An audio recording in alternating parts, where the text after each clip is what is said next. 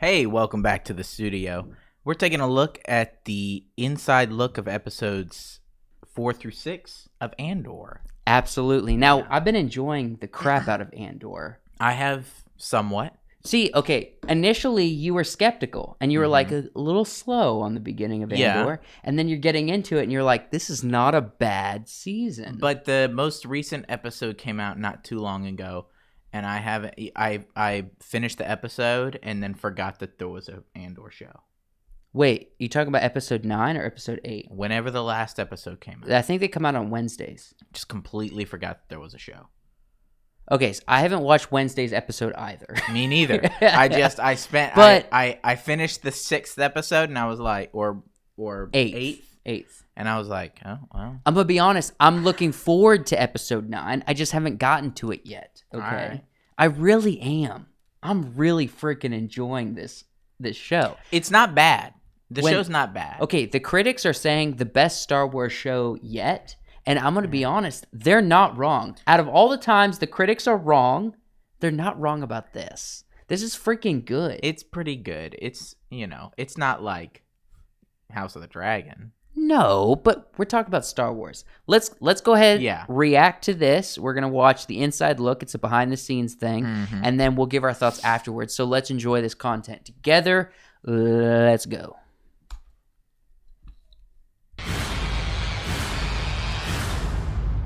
In episode 4, our show goes big.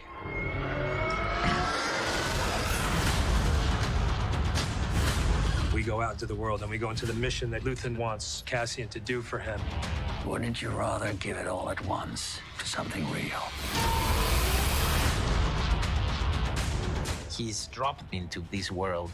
It's imposed, and that creates a lot of conflict. Cassian meets all these other characters. You have Alex Lawler. AK-47. You have the ex-stormtrooper. You have the woman whose family was slaughtered by the stormtrooper. You have Vel. You have Skeen. Every one of them has something to teach him along the way. Can you walk like a soldier? I've seen it done. Let's find out if you've been paying attention. Cassian's thinking is very black and white. The Empire, they're all dangerous. And suddenly he goes, oh no, there's an ally inside. That's a big learning for the character. What's an Imperial lieutenant doing, getting involved with this? He lost his taste for the Empire. It's quite beautiful because it represents a journey of finding out who you are.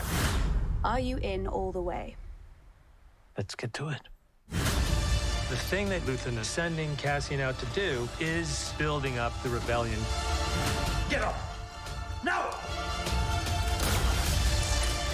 Everything's in motion. Nobody can escape what's about to happen. It's going to change everything for everybody going forward. We're catching Cassian at the moment where he's going to have to choose sides. There's no way back. Hang on!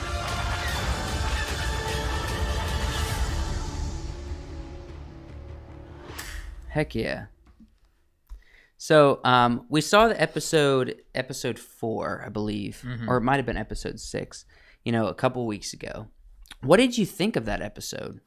The final one where like everything goes down? No, just the robbery episode. Okay. Let's touch on that because that's what this primarily covers, it looks like. Are you talking just that episode? Yeah.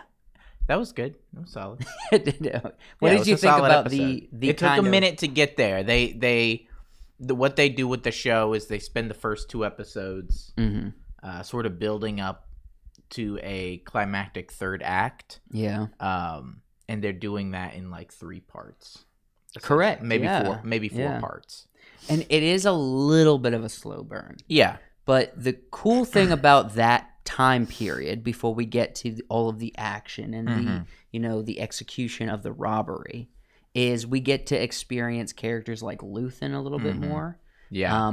Which, honestly, like, he's one of my favorite characters in the show. No offense to Cassian, but Luthen's awesome. And then you get to see this strife between Cassian and the other players in this robbery. Which and their own motivations. I thought was a bit played out. They did it for just a hair too long. And then it felt really kind of sudden when they were like, you're part of the crew now. You know, they really stretched out this animosity and mistrust that they have for Cassian, and then they just part of the ship, part of the crew, and then he's just part of the ship, part of the crew. And it felt it took me out just a little bit. I don't remember the character's name, but obviously, if you've watched this, spoiler, at the end of that episode, he propositions to split the loot and to bounce to a nearby planet. That was a great scene. It was a really good scene. And it was cool to see Cassian kind of think through, like, you weren't sure in the moment if he was going to go along with it and be like, yes, I am out for my own interest, or he's just going to say, this is already a really big payday, and I'm going to let them take what they're owed or what they set out to do, and I'm just going to take my cut and leave and disappear. And then he makes a decision, a snap decision, that you always want to see from characters, but they don't often do it, where you're like... Because it's more interesting when they don't. A lot of times it's interesting when they don't. But it's satisfying when they do it. It's satisfying when... Because, you always expect them to be like, no, this is wrong. I can't let you do this. And then they fight. Yeah. And Cassian's just like, bang! He's just like, It's over. Yeah. And I think it brings, in my mind, it brings back to the Star Wars universe a sense of morality in a morally corrupt time period. Well, they're of the supposed galaxy. to. A lot of this is supposed to feel morally wrong.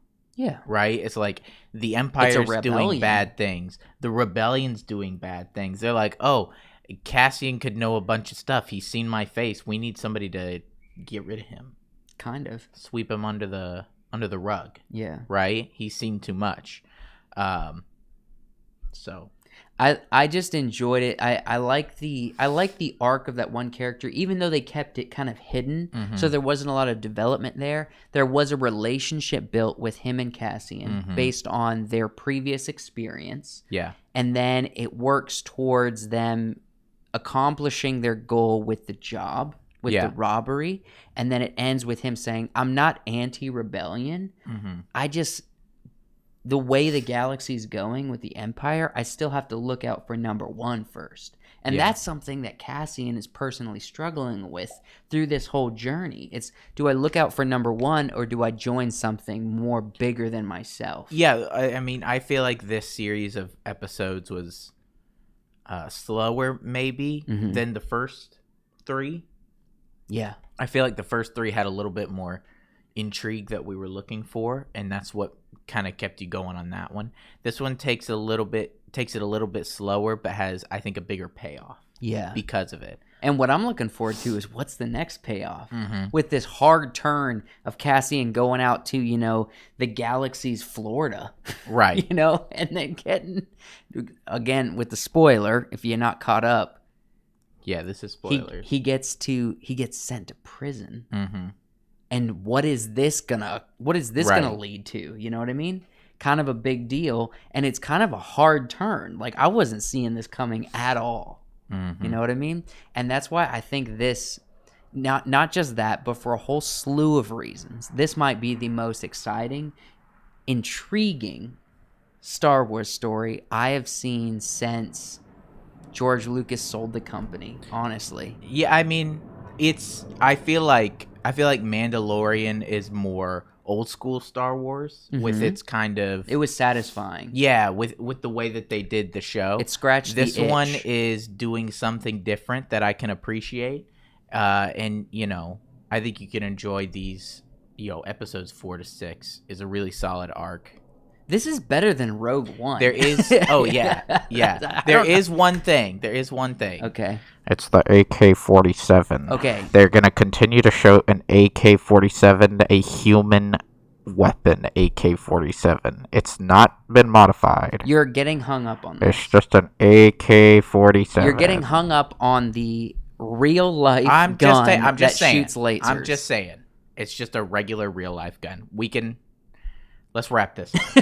All right. Just saying. Just pointing it out. If you do an Andor season 2, which I don't know that you will, but if you do it, I think I saw a report that was talking about it. okay, if you do it, freaking get Star Wars guns. Don't use real life guns to shoot lasers. To help my friend Wyatt here. That'll bring me not into get the world lost in more. the story. Yeah. But thank you guys so much for watching. If you enjoyed this, subscribe to the channel, like the video, and let us know what you've been thinking of Andor in the comments below, because we've been enjoying the crap out of it, and we're pretty critical. So let us know in the comments below. I want to hear all of your thoughts. We'll interact with you there. And thank you so much for watching. You're going to be recommended another video right now. So go ahead and click there. We'll see you over there.